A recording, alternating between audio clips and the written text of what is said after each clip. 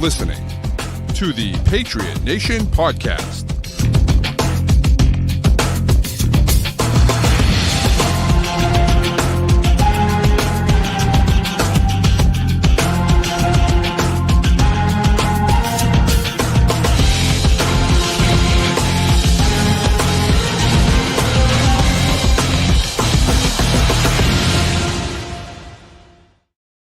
All right, welcome into another edition of the Patriot Nation Podcast, a proud member of the CLNS podcast group. Make sure you download it, subscribe to all of those shows to get great content from not only us, but all the other amazing people on this network. As always, it's your guy Pat Lane here with my man Matt St. Jean. And Matt, we got some new Patriots content to talk about. Of course, OTAs are happening now. The first session happened today. The second session, or Monday, which is today. The second session is happening Tuesday, tomorrow, which is actually open to the media. And so we'll get some. We're going to get some footage of Patriots, just a little bit, a little bit of content. And so that's nice to feed our dampened souls after the Celtics just got absolutely obliterated out of the gym on Saturday against the Knicks. So. Nevertheless, here we are discussing episode 1 of Forged in Foxborough. Obviously, they can't do Hard Knocks, but this was awesome. I thought it was incredibly well done. Obviously, not HBO level, but incredibly well done. Yeah, I went into this, expecting it to be a little bit of a puff piece, the promo piece. It's the team making it. I'm not expecting anything hard hitting. And for pretty long stretches of it, it is that there's a lot of hyping up Mike Vrabel, but they give some really interesting insight into the actual war room and the discussions that were happening on draft night, and that is, I think, the coolest part of this, because that's something you don't even get on Hard Knocks. I don't know about the Giants one last year, that offseason one, but you don't necessarily see that level of discussion in most documentaries that are made about football.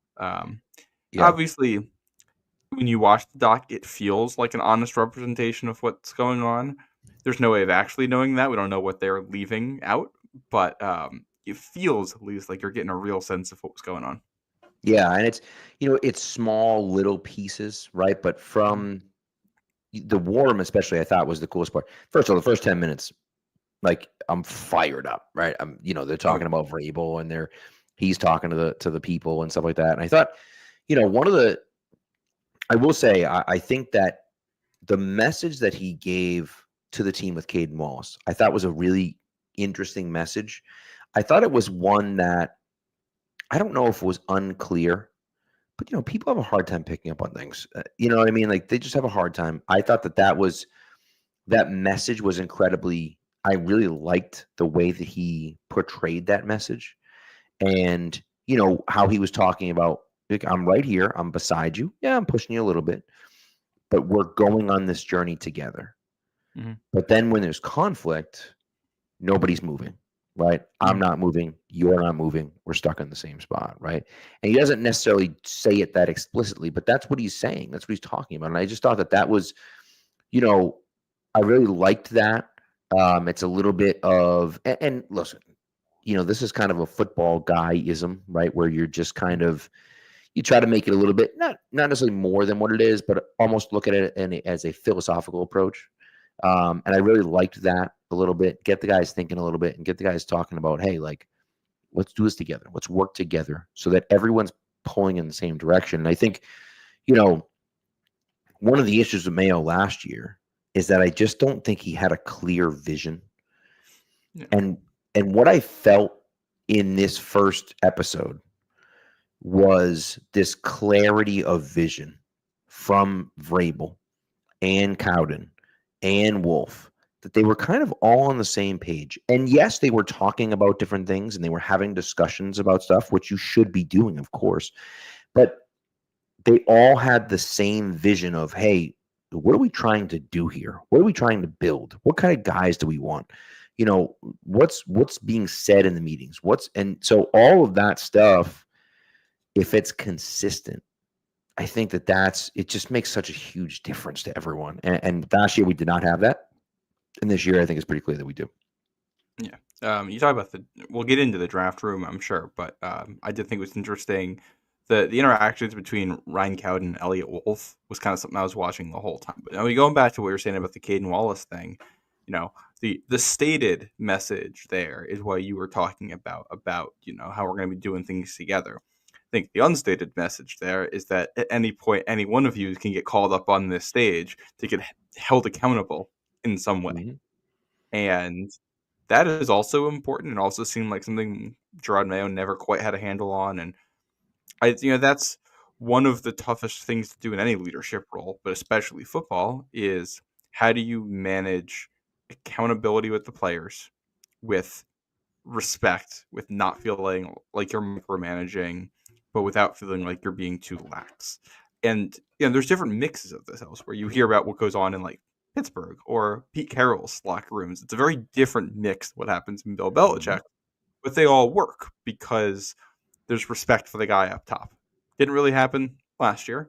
Clearly, I think Mike Vrabel already has more cachet, more respect built in with the locker room, which is crazy to say because Gerard Mayo was a coach in that locker room 2 years ago, like before he was the head coach. But it seems like he's starting it with a good way to build that rapport with his players, and he brings that interesting blend of I'm going to call you out, I'm going to put you on stage in front of everyone, hold you accountable right here, and also do it in a way that lets you know that we're doing this together. It's not me against you, it's us against the problem. That whatever you're doing in practice that day, whatever that week's opponent is, whatever technique you're trying to teach, and us working together to defeat that problem. And I'm pulling you up here to make sure that we're making the progress we need to be making. So, it's a leadership style that seemed to work in Tennessee. He got great buy-in there. Yeah. And the interesting thing about accountability, and everyone I think you hear the word accountability, right? And you think of, I'm watching everyone to make sure they're doing what they're supposed to be doing, and to get guys in trouble if they're not, and so on and so forth, right? And I think one of the things that people don't realize about accountability is that by holding everyone accountable, what you're saying to everyone is that what you do matters. What you do for this team matters. And we can't win without you, without what you're doing. And so we need you to know what you're doing. And we need you to do the best that you can. And we need you to understand all this stuff so that when I call you up here, you can show everyone else that you know what you're doing, because we need that from you. You're an important and a valued member of this group. And if you aren't on the same page, if we're not all on the same page, that's a bad thing for us, right? And so it's not one of those things for me where, it's a you better know your stuff or you're going to be in trouble. It's a, hey, we're all kind of pulling in the same direction. We're all going this way. But in order to get there, everyone has to be on the same page and everyone has to know what they're doing, right? And I think that sometimes those two things can get a little skewed, and some people can kind of overlook that second piece of it, right? And I think that that's kind of what Vrabel was trying to say was like, yeah, like, okay, but we all need to be here, right? It's not like, oh, you can't handle it, get the hell out of here. It's like we're all moving in the same direction. And if you're not moving in that direction, well, then you're going to hold everyone back. And I think that's kind of, Well, the other part of the accountability is for trust, to know that when you're telling your teammate to do something, he's going to do his job and you can do yours without the stress of having to worry about that too. Which again is key for those situations. You have to go into meetings knowing that you got to know your stuff, and that means you're going to know your stuff, and that means the guy next to you knows his stuff. The guy next to him knows his stuff. You're going to be able to play as one. You're going to be able to play in the same direction. You're going to be able to pull in the same direction, like you said, and that might not always lead to wins because you might not have the talent for it, but it does mean that you're going to be able to avoid some losses. You're never going to have games where it looks like you just weren't ready to play, you didn't show up. Or at least if you do, it's going to be probably because the coach has screwed something up and we're pulling you in the wrong direction. Which Vrabel's done a great job of not being it. Like you go back to his first playoff appearance where they go into, second playoff appearance where they go into Baltimore and knock off the MVP Lamar Jackson team in 2019. That's a great moment of, we pull in the same direction. We can do some things that you might not think we can do. Right. Yeah. So, and I thought the opening speech of this and Vrabel talking to the guys, all in all, was great stuff. Leader of men, exactly what you thought you were getting when you hired him as a head coach. Yeah, I couldn't agree more. And, Randy says it here, go a little higher on the team. Nelson says the same thing. We want to pump the brakes, but after watching Ford and Foxborough, how can we not be pumped up for the season? I agree. Like, I feel the same way. Look, we were on this podcast last week talking about 8-9, right? And I still think that's a realistic possibility. But I don't care about the wins necessarily, right? I don't care about competing for a championship or anything like that. I care about the fact that we have a vision, we have a plan, and hopefully that plan is going to come to fruition as we go through. And we'll see. And we'll see kind of where everything goes. Of course, we have a lot of rookies on this team. We have a lot of guys that are new to New England that we're asking to play big roles on this team. Some of those guys are veterans, and some of those guys are rookies. And so we have to see how that works out, right? We have no idea how that's going to work out. And so, I think I'm not necessarily concerned so much about the wins and losses. Like you said, it's that progress. It's that seeing that, like, okay, we're starting to get better. We're starting to feel better about where we are as a team. And I just think what you see and everything I've seen out of there, and look, this is like Patriots propaganda, right? Like it's and they do give us some inside look, but it's, they're editing things the way that they need to make it look better than maybe it even is, right? But for me, every single thing I've seen out of there, I've liked. Everything I've seen from Vrabel and from other coaches. And I think too, you talk about that CEO type coach, right? And Mayo tried to be that CEO type coach as well. But again, the clarity of vision is so incredibly important. When you have a guy like that running the show, you have to have a clear vision of what you're looking for. And if not everyone's on the same page, you're in trouble. You also need to have really solid coordinators, right? And we talked about this last year. You had a brand new head coach who had never done it before. You had a new offensive coordinator who had never done it before. You had a new defensive coordinator who had never done it before. You had a new special teams coordinator who had never done it before. You have 4 first-time coaches doing things that they have never done before in their career, right? You had Tyler Hughes, your wide receivers coach, had never been a wide receivers coach before. Like, you had all of these things and all these brand new people. Donta Hightower had never coached football at any level, and he was your inside linebackers coach last year. Like, you didn't have the brain trust, right? You just didn't have it. The guys were not accomplished coaches, and they were out there with a CEO head coach who had never done it before. And so it was a recipe for disaster. I had wanted it to work. I thought it would work. It didn't work. And now you have Vrabel, who's done it before, number one. But he brings in arguably the most accomplished offensive coordinator in the last, I don't even know, last century maybe. Like he's one of the most accomplished offensive coordinators of all time, maybe. A guy that is a first-time defensive coordinator, but has been a defensive coach forever. And is very well respected by his players as well.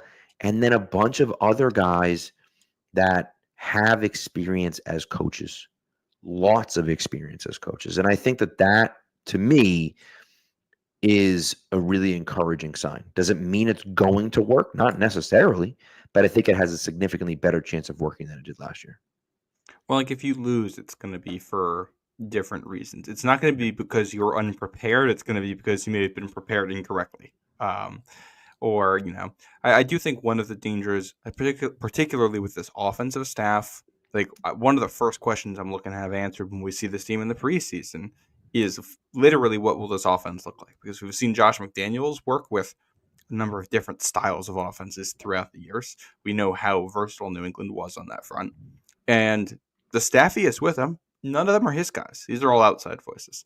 clearly the idea is Josh is really good as the leader of this, and he already has great ideas, and he's a fantastic play caller. We're going to get a bunch of fresh ideas in the room for him to work with and to trickle things down. I'm curious how that actually works out, because it's going to be a very new situation for everyone involved there. Not necessarily good or bad. It can go in either direction depending on how it's organized. But the ceiling, I think, is incredibly high because you've got a nice mix of youth and experience in that offensive coaching room and a diverse group of ideas. Thomas Brown was once very recently seen as one of the bright up-and-coming minds in the NFL, and he gets to work off of McDaniels here. What does he bring to the table? What do they look like together? One thing that does come to my mind here, and we may have mentioned this when he got brought in and others got brought in, but the Thomas Brown, I think, comes from the Rams McVay tree of things. Yes. And 2021 on McDaniels, they have all that stuff. 2022, you try the outside zone system in camp, and it doesn't work. And I do wonder if part of the roots of that was with McDaniels saying, I'd like to go in this direction. And that's what plants the seed in Bill's brain, and that's why they're working towards that for 2022, and then McDaniels doesn't stick around. So now it's the same idea. We're going to bring in a new voice to coach it. But the Thomas Brown tie is interesting because if you want to go in that direction at all, now you've got someone in the building who gets it, who's been in that system, who can know it and help you install it. And, you can have those ideas clash and try to come up with something. Have iron sharpen iron behind the scenes while you're designing plays and designing a scheme to put something together that's going to work. Very, very excited to see how that all plays out. Yeah, I couldn't agree more. And I will say, and I don't want to get on too far of a tangent with this, I do think it's a little bit unfair the way that we as a fan base and certainly as a media talk about Gerard Mayo. He never got a fair chance last year. And he clearly wasn't ready. He clearly wasn't ready. And I think he does a really good job at building relationships with guys. And I think that's great.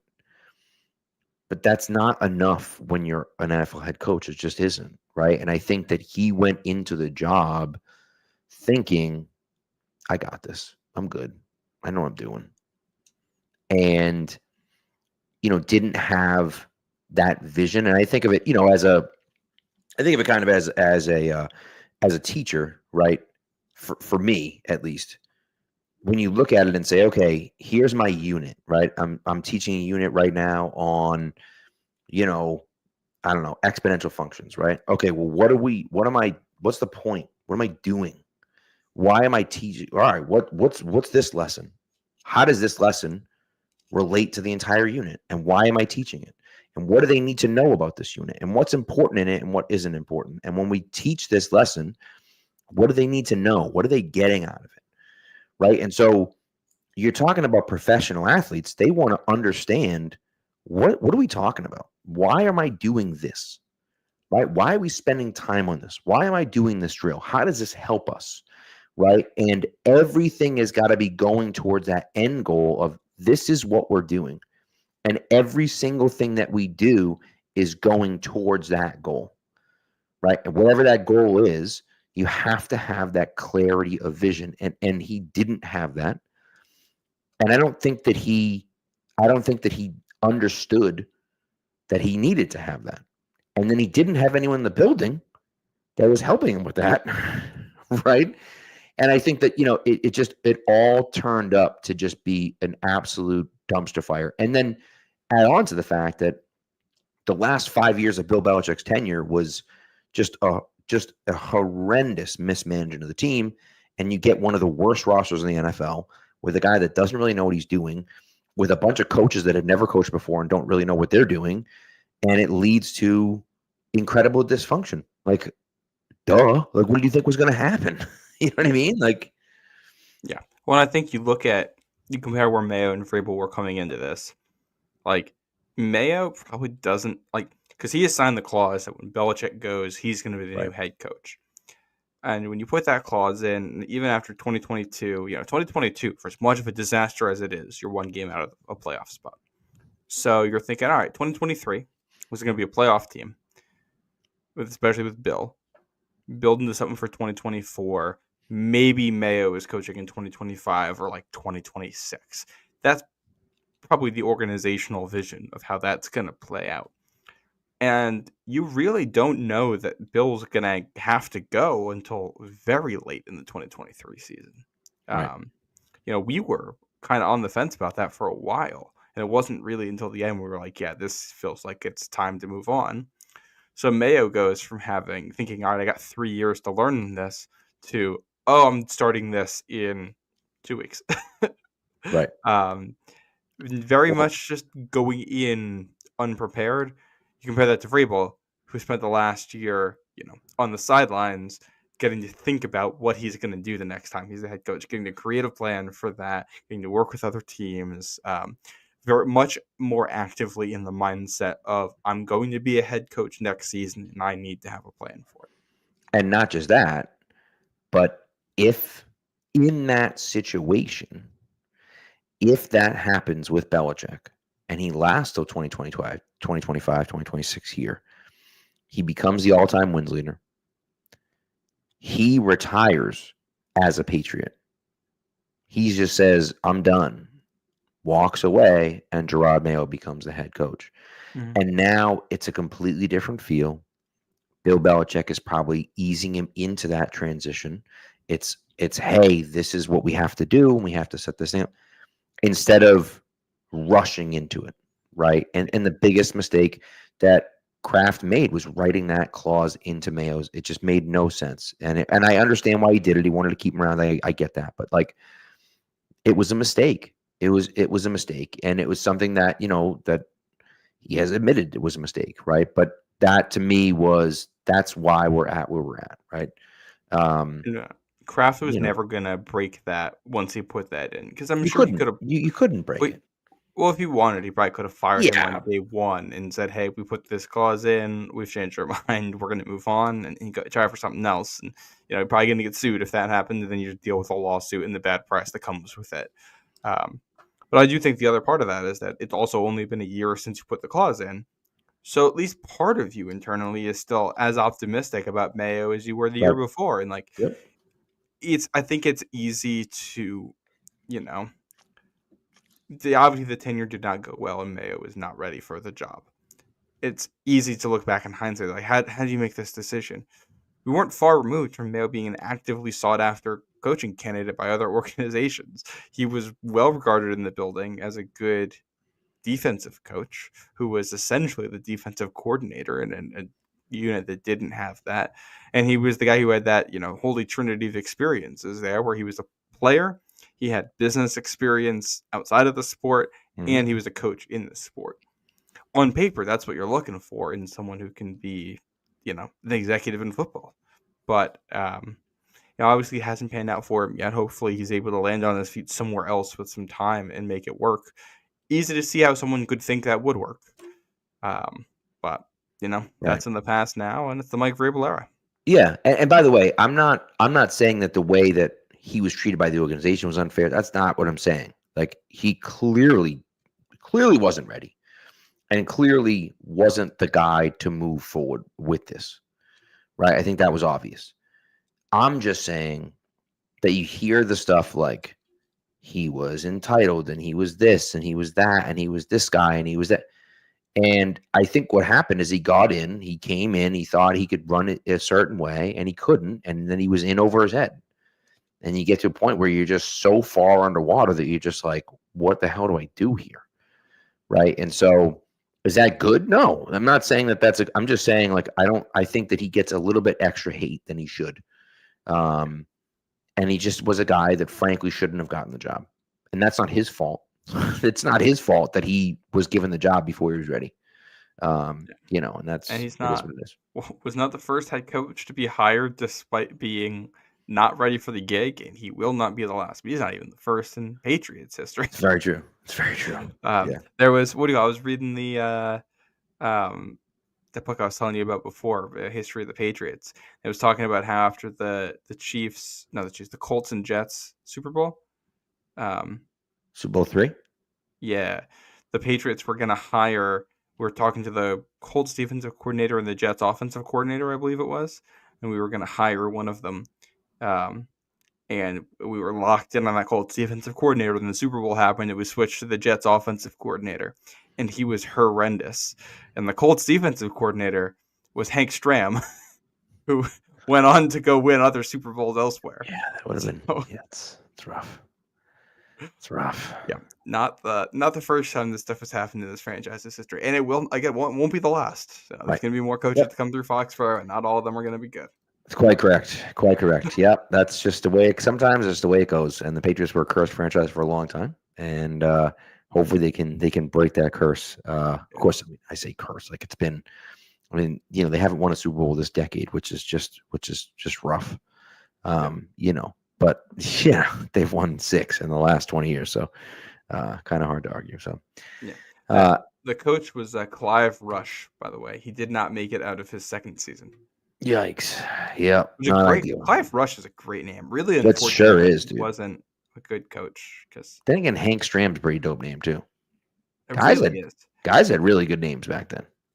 And Hank Stram, just double checking that I'm correct on this. I believe he was the guy that he was the guy that brought NFL Films, made NFL Films big, because he was the first anyone to be mic'd up during a game. So he was mic'd up during the Chiefs-Vikings Super Bowl. And that's pretty wild.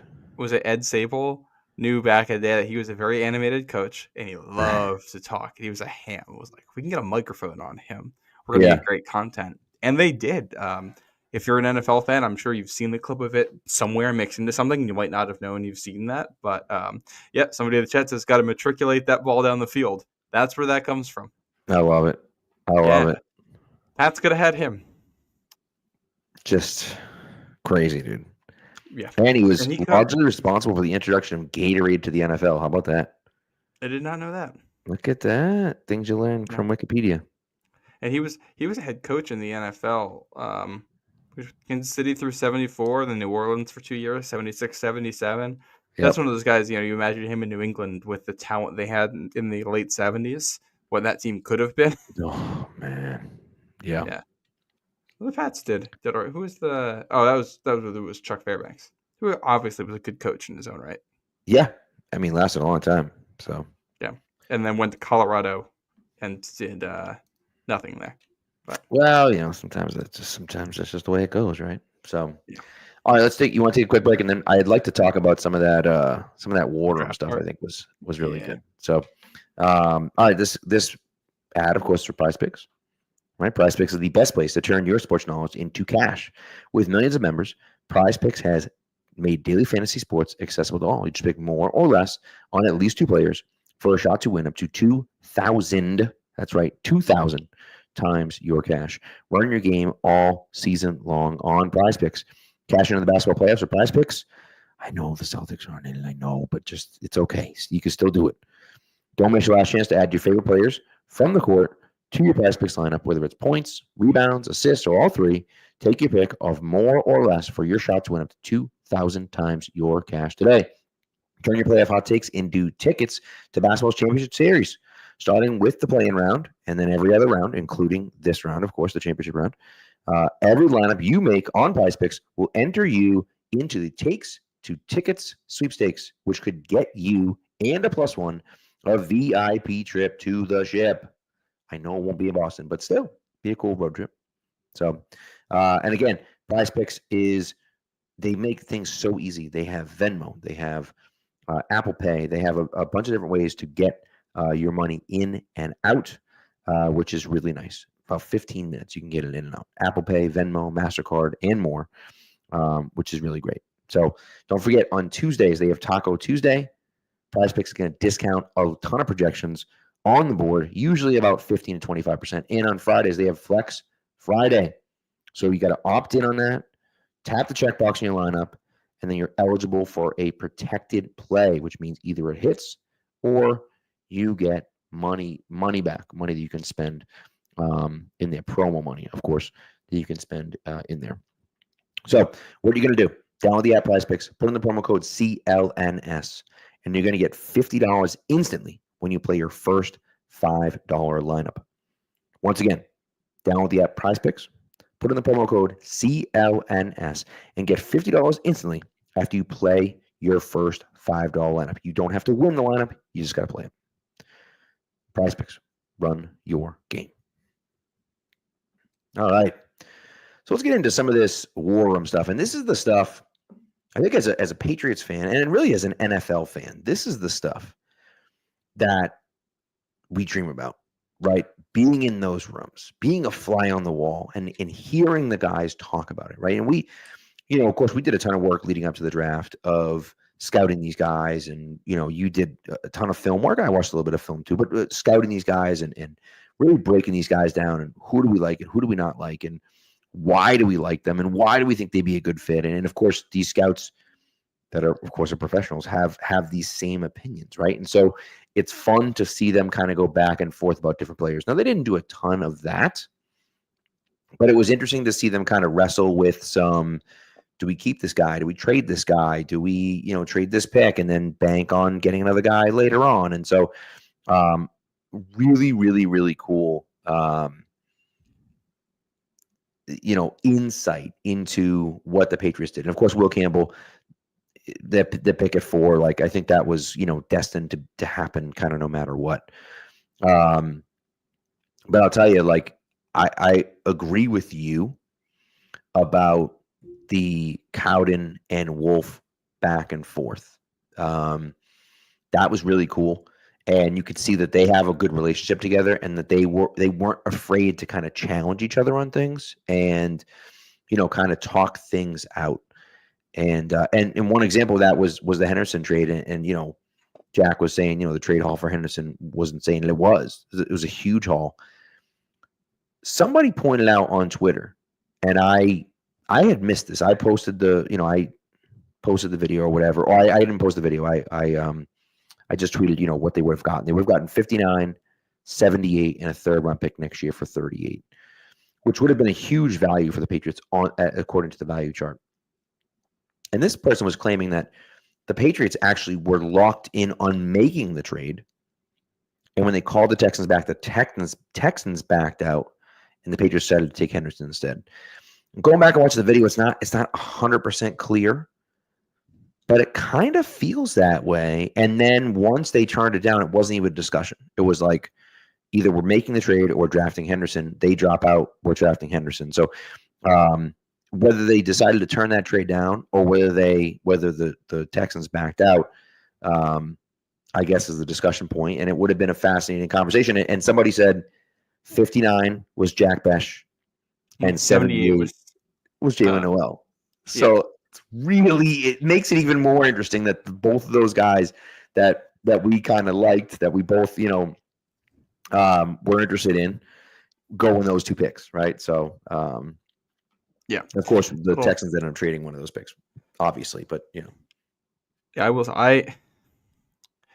if that trade offer was on the table, and they were the ones that said no, oh boy, like that to me is a lot. You have to like Trevion Henderson, like way more than consensus to justify passing on that.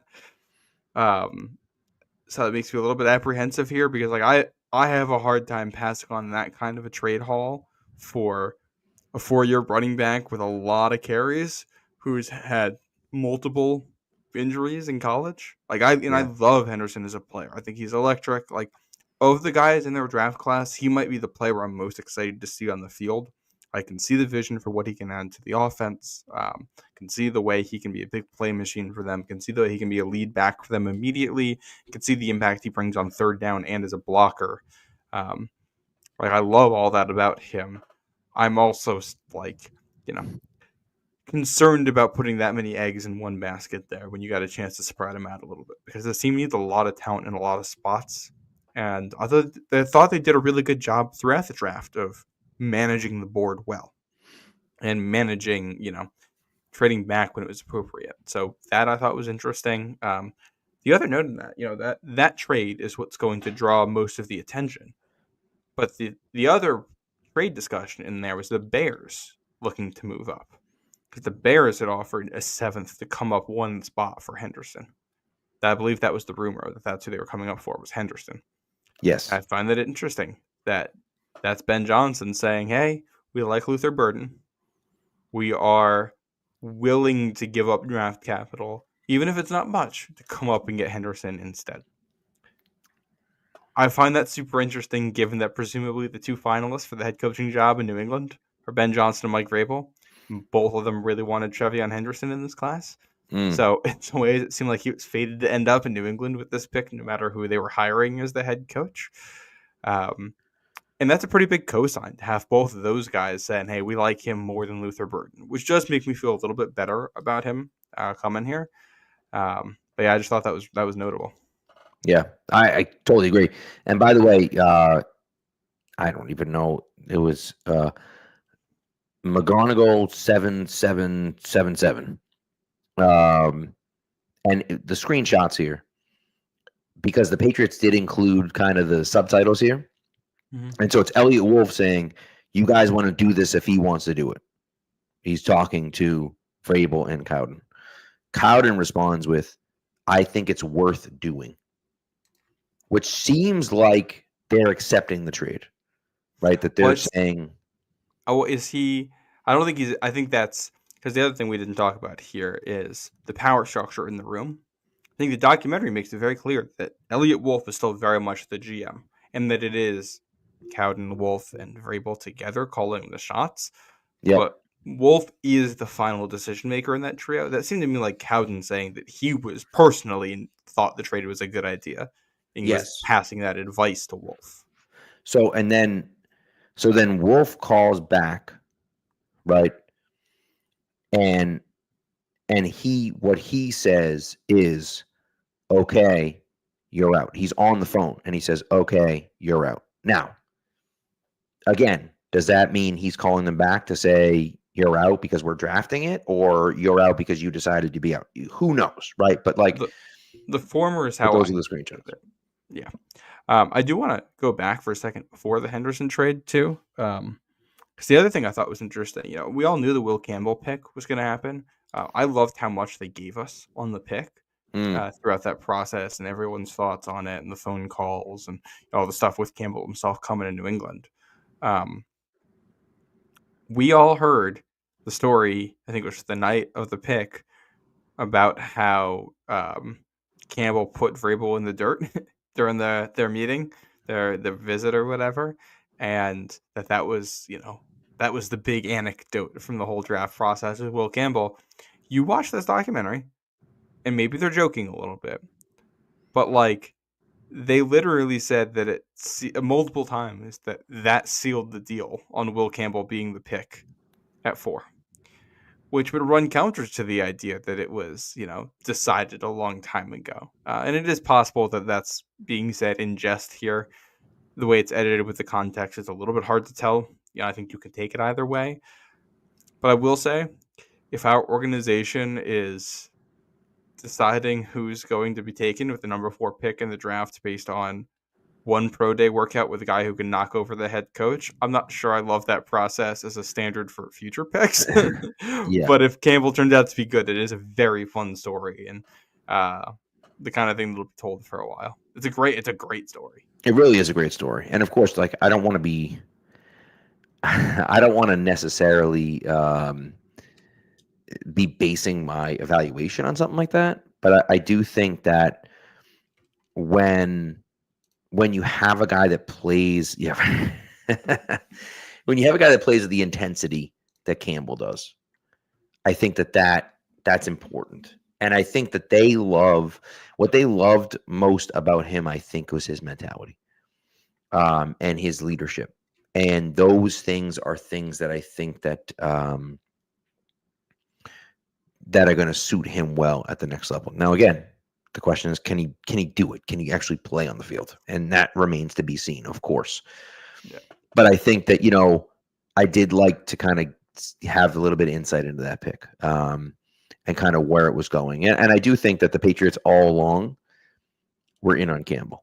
I think that was the guy that they wanted. And, hey, sure, it was, maybe it was the Vrabel thing, or maybe it was something else, or maybe it was the visit, or whatever the case may be. But I thought that was interesting. I also thought Yeah. that okay, you turn down, or the Travion Henderson trade back does not happen. You draft Kyle Williams at 69, nice, great, love that pick. And then you get to 77. Patriots move down 8 spots, and then they pick up 156. Now they had an opportunity to move down, I think, 5 spots instead of 8 spots. I think it was 5 spots, and pick up a 7th round pick. But instead they moved down 8 spots, or maybe it was maybe it was 5 spots and like a late 6th, right? I thought it was 5 spots and a 5th, or 8 spots, and that 4th they ended up getting. Was it a 4th? Did they get a 4th? I thought they got a. I think that's where the future 4th came from. Oh, one. No. The future 4th was the next one. So the 5th round. I'm trying to think. They got 146 back, and I think 146 is a 5th round pick, isn't it? Yeah.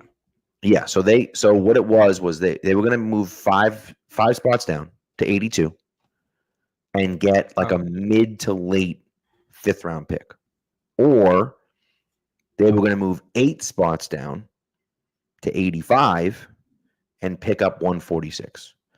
Yeah. And they looked at it and said, well, we're getting a 5th instead of a 6th, but really we're moving up like an extra like 40 spots to go down 3 extra spots. They were like, it's a no-brainer. So they moved down to 85. And then the next trade was the Chiefs one. That's where they picked up the future 4th round pick from the Chiefs to move down 10 more spots. And so they moved down a total of 18 spots, but they picked up 146 and a future 4th round pick to do that. And they still got, I think, sounded like at least the guy that they wanted, that they probably would have taken at 77 to begin with.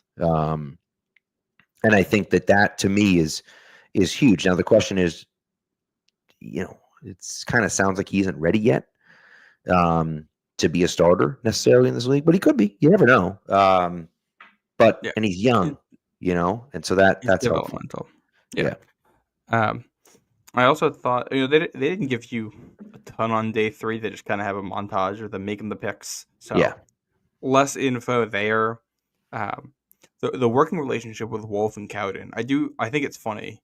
You tell right away on their first interviews in the documentary that's these are 2 very different people in their personalities and demeanors and the way they approach things. Wolf is kind of the consummate outgoing type of professional, the type of guy who's very talkative and open about things and very communicative, very friendly.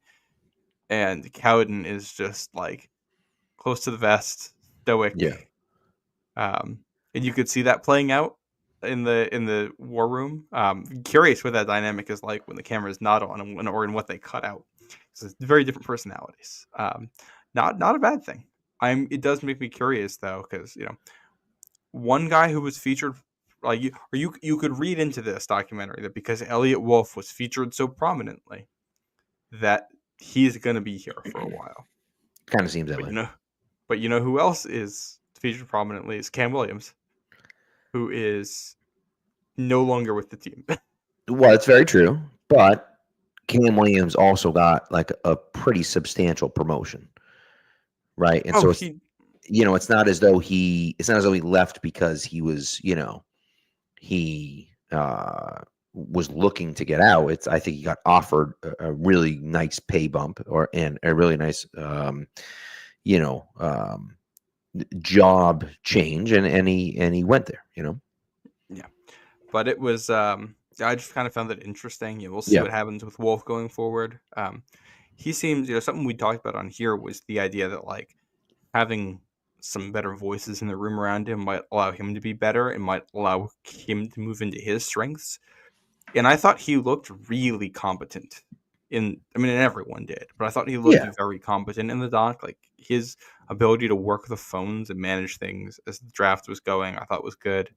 Him talking about their organizational practices this year, which kind of seemed to be a nod towards Mike Vrabel and what he brought in, combined with Wolf having another year to work on stuff, getting them in a better spot there.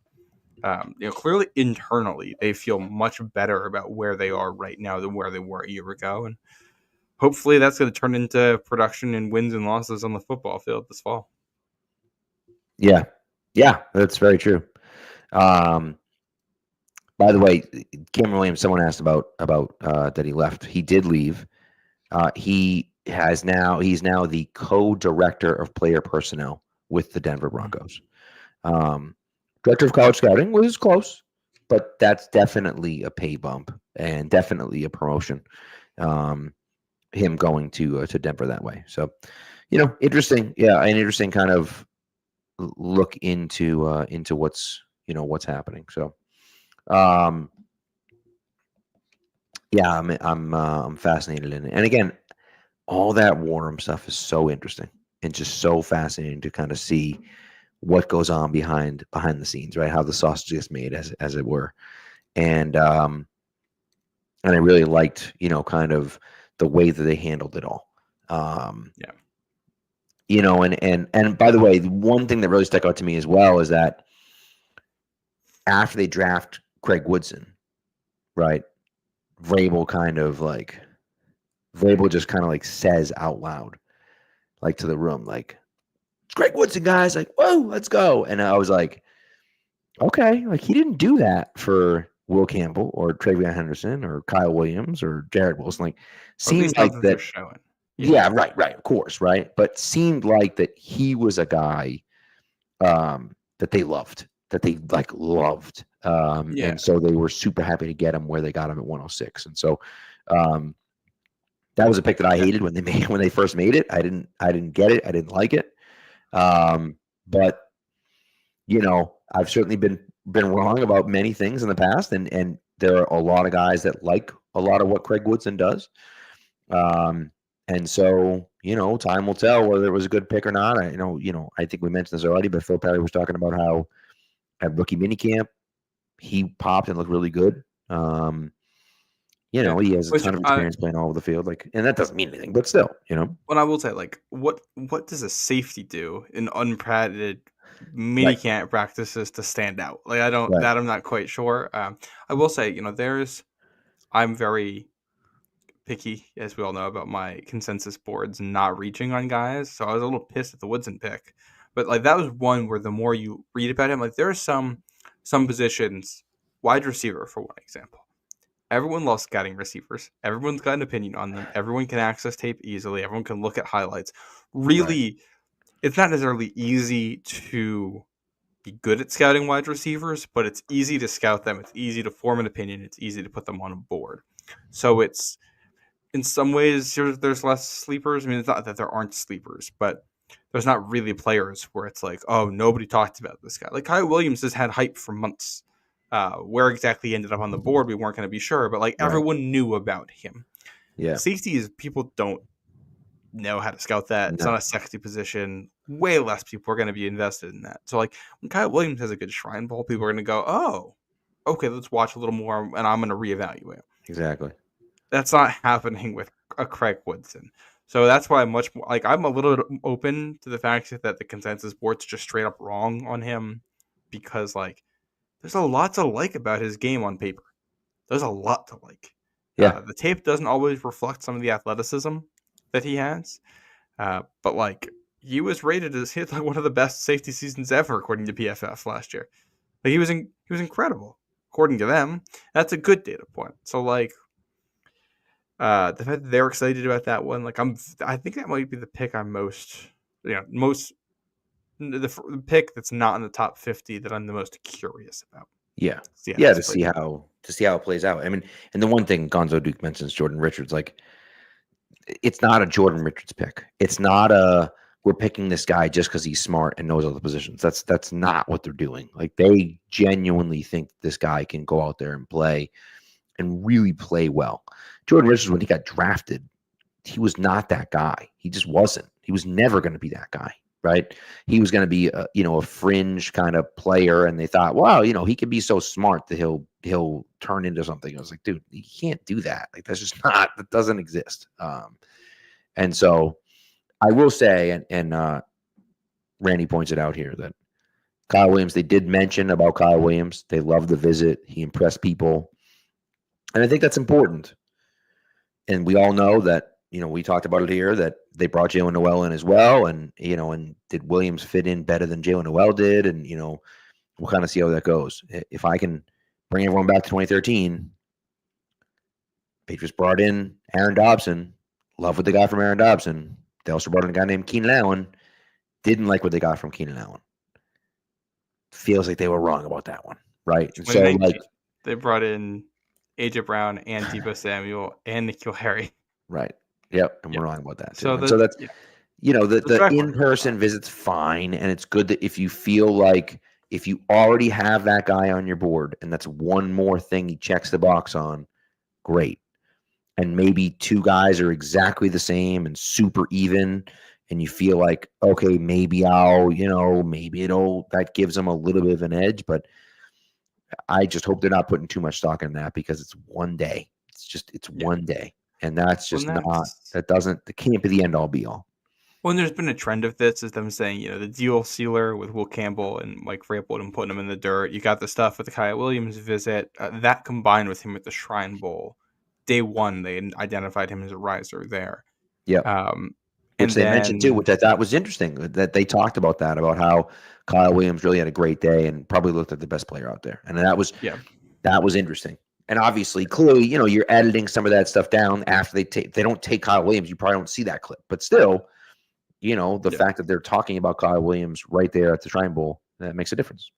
Yeah. But then also, they talked about Braden Swinson being a guy that one of the reasons they picked him is that they got to go to an LSU practice and see him in that environment. Same with Kobe Minor as their last pick. So clear, at least with this draft, they're putting a premium on being able to, on what happens in these meetings. Also, going back to the Jordan Richards comment, there's a little bit of Jordan Richards here in the, we're taking a safety from the state of California, who's a big reach. Jordan Richards, I think he was a second-round pick, right? Did they take him that high? I think, or at least a third. He was at least a third. I'm not pick sure. Pick 64. I actually have it up here. It's pick 64. He was. So, very end the difference here is this: Craig Woodson was someone who looked moderately athletic on tape and tested well. Jordan Richards is someone who looked like a bad athlete on tape and then tested very poorly. He had an RAS of 2.51. So, there's a difference there. And it showed the entire time he played in the NFL. He's just not that athletic. Smarts can only do so much on a football field. Woodson tested as a much more athletic player, was rated higher across the board, taken lower. There's a chance this ends up being like a Jordan Richards pick. Just because there's differences in their profiles doesn't mean Woodson's going to work out when Richards didn't. But process-wise, I think there are definite differences here that are worth noting. I agree. So, but yeah. Anyways, all right. You got anything else? You got anything else we want to talk about here?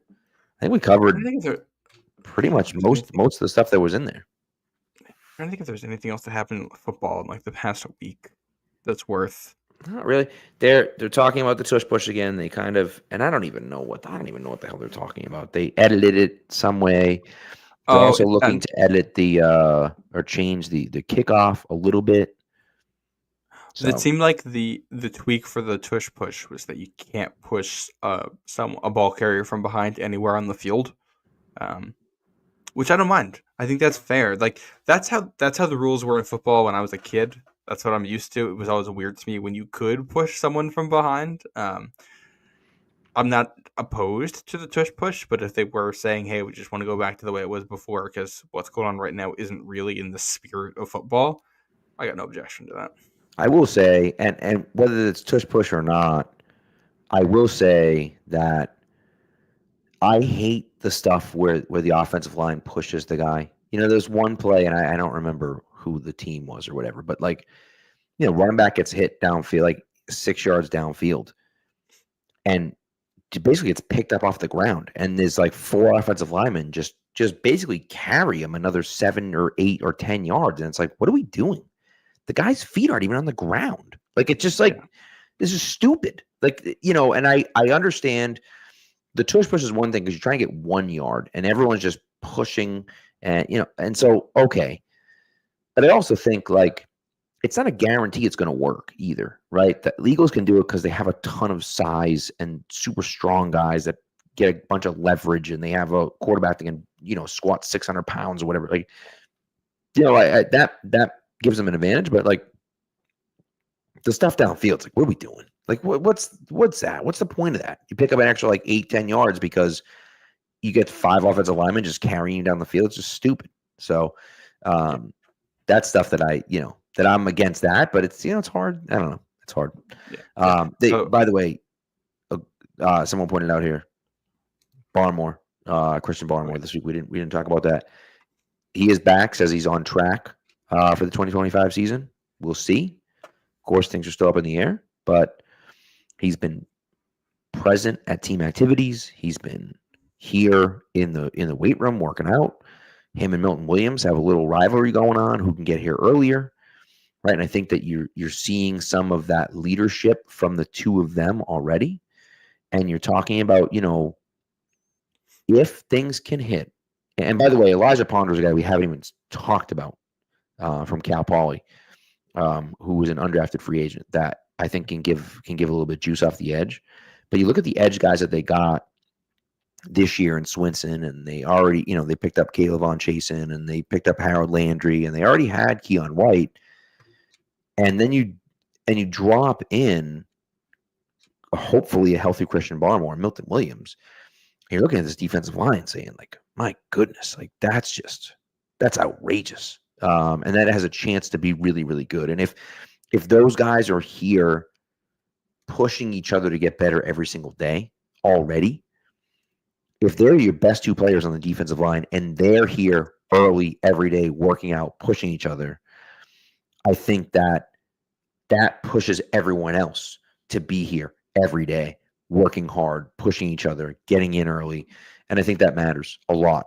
And suddenly you're going from a group that didn't have a lot of leadership and, frankly, just wasn't very well coached to a team, a unit that should be pretty well coached, and now all of a sudden has an infusion of a ton of leadership. And I think that's really that could be a huge, huge change for this Patriots defense. Well, I think you looked at the free agent class, and it was clear the idea was we're going to bring in guys who are great locker room guys. Every single one of these guys is coming with rave reviews, except, I don't mean this in a negative way, Milton Williams. He was, I think, kind of seen as locker room neutral. You're not bringing him in because he's a character guy. You're bringing him in because he's a really good football player.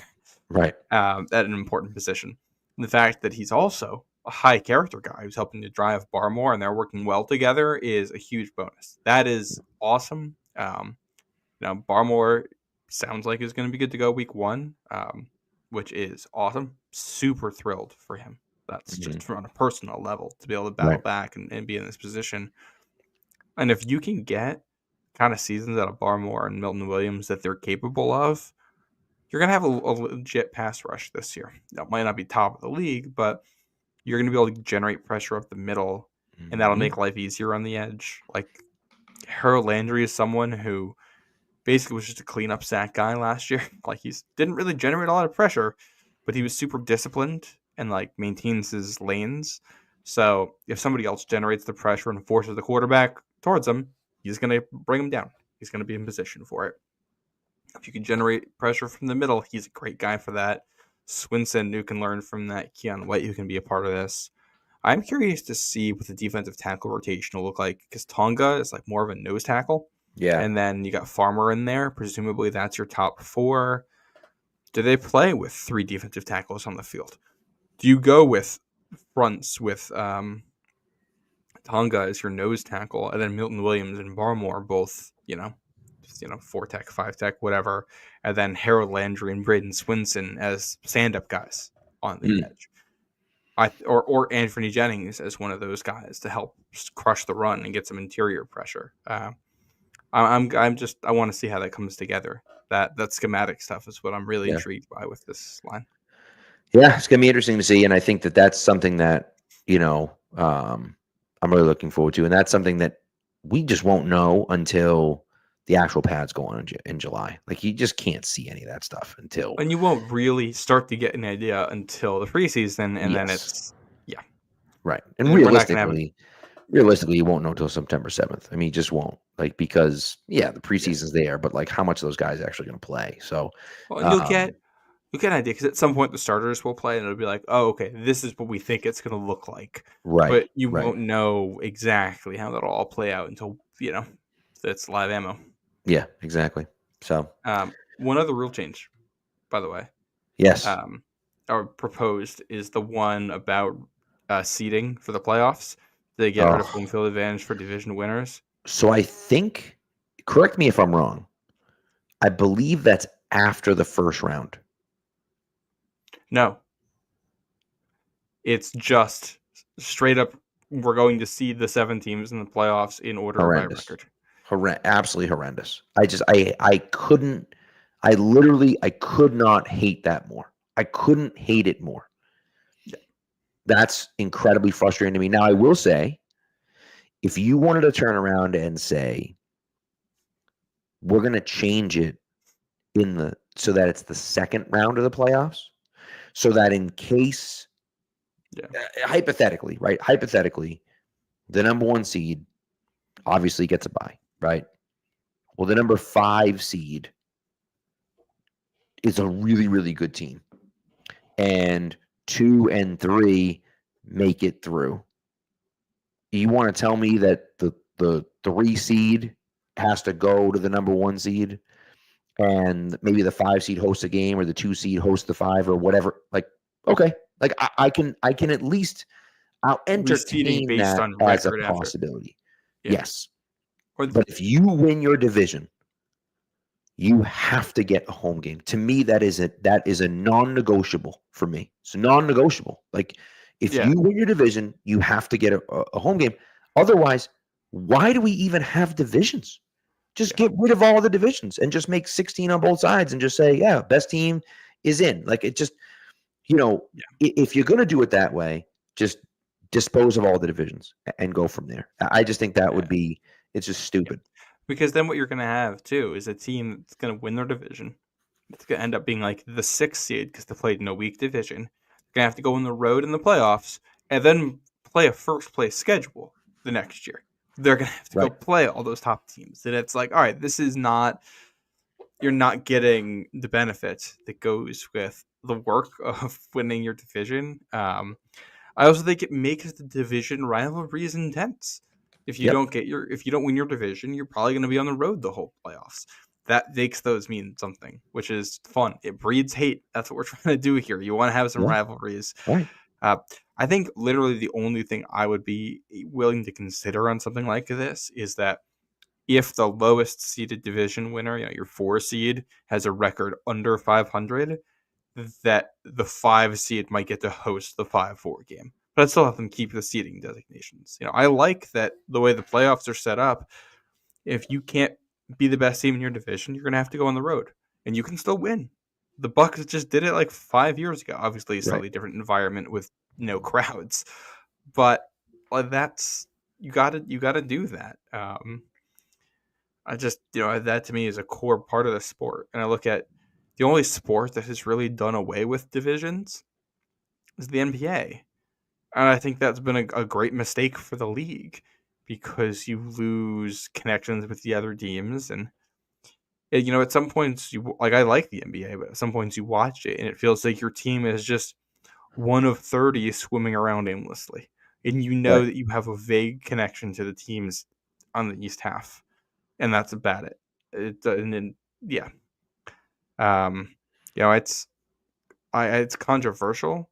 But I love the NHL playoff format. I don't know how well you know it, Pat, but in the NHL, it's 4 divisions, and in the first 2 rounds of the playoffs, you play teams from your division because they take the top 4 from each division. So it's 1 versus 4 and 2 versus 3 in each one, and you got to battle to get out of that before you can go to the conference level.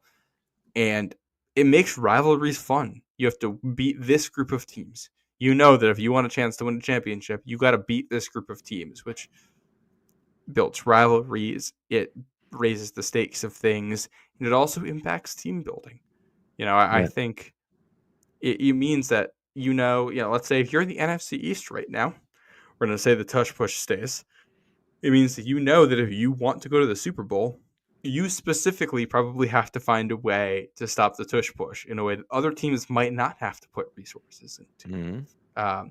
The Patriots, you knew a couple years ago, especially, you're in a division where you've got Stephon Diggs and Tyreek Hill and Garrett Wilson. You have to be able to cover receivers in your division if you want to have a chance to win it. So you go get Christian Gonzalez.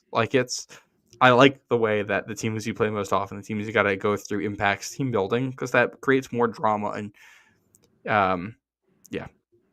And sports sometimes feel too optimal. Baseball is this way. It feels like everyone figured out how to win baseball to a degree. Like, we know the advanced metrics have gotten to that point, and it's in some ways hard to find a competitive advantage. And this creates other things that you have to check off, which creates different competitive advantages in different divisions, which I think makes the sport more varied and interesting. Yeah. And frankly, I'm sorry. The Vikings went 14-3 last year, right? This is the argument, right? The Vikings went 14-3 and with a 5 seed, right? And so you sit there and say, well, it's not fair that the Vikings couldn't host a home game and instead they had to go on the road. They got blown out. They got blown out in LA. They lost 27-9. It was not a competitive game. And that game was not in LA. That game was in Arizona because of the wildfire. So LA is not even getting home field advantage for it. And so that's the part of it for me where you look at it and you say, all right, what are we talking about here? Why are we even looking at that? Right. And that's the frustrating part for me, is that who cares that was the case? Right? It's just I'm sorry, but win your division, right? The Chargers finish with a better record than the Texans. The Chargers go on the road to play the Texans, and they get blown out by the Texans. So you have the opportunity. If you're the 5 seed, you're playing against that team that you think stinks. Then just beat them. I don't care where it is. Just win the game. And you don't. Right? You don't. And then sometimes I think you end up in a situation where, and the Seattle game is that's the one that I think of the most, right? Is the Seattle game in the playoffs against the Saints, where the Saints are a dome team. They have to go to Seattle, and they end up losing that game, right? And what, the Seahawks were 7-9 that year. I understand the argument. I get it. But that's kind of the whole point. If you're a dome team, well, then don't finish as the 4 seed. Finish as the 3 seed. Then you don't have to worry about it. Yeah. You know what I mean? And then the other part of this, I think, is entertainment value. Look at what happened with the Vikings season this year. You have a Week 18 battle for the division where the losers get in the 5 seed, the winners get in the 1 seed. That alone is a rarity, but incredibly fun. Right. But then what it sets up in the next round, when it's that 5v4 game where you got to go on the road, in a situation like this, a lot of the time, the 5 seed has a better record or an equal record to that 4 seed. Yep. Sometimes it's significantly better. What it sets up is this type of thing we all love about sports. A plucky underdog that gets to play at home against a big bad visitor. That's what that 5v4 game turns into a lot of the time. So it's a situation that everyone's invested in. It's gonna be a fun game. Can the team pull off the upset? Yeah. Which I think one of the things the college football playoff missed on this past season was that they did the home field advantage the wrong way.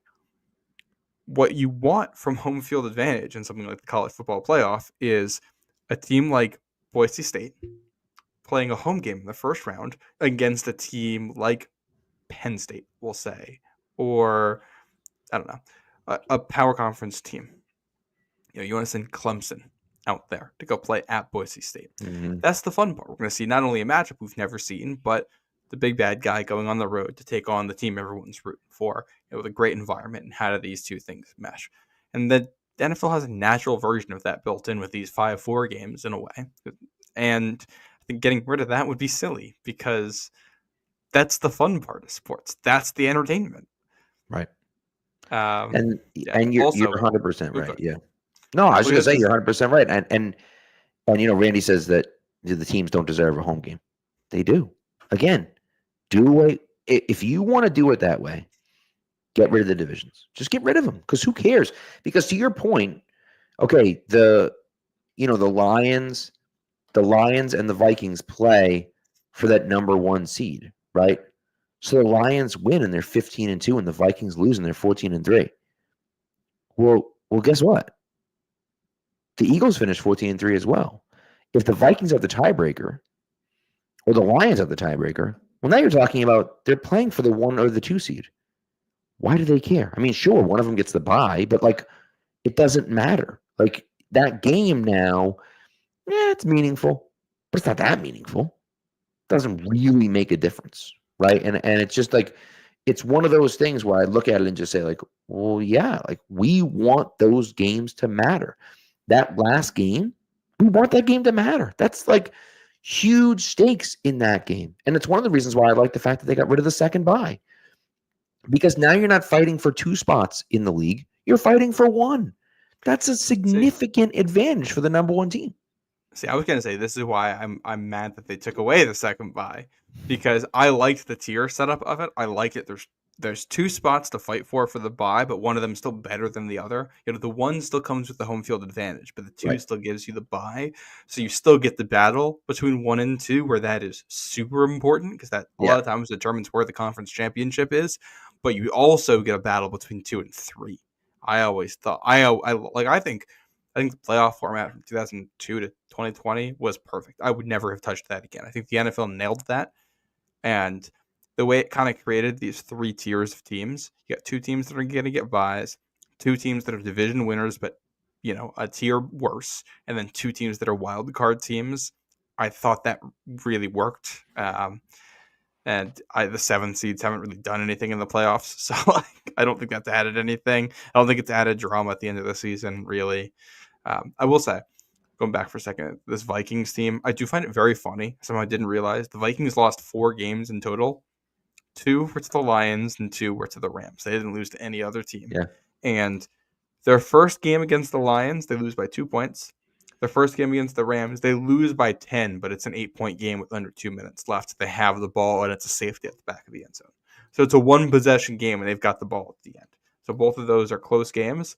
And then the 2 at the end of the season are both blowout losses. Yeah. It probably tells you a lot about a team that once you've been played once and the other team comes back, they have something on you.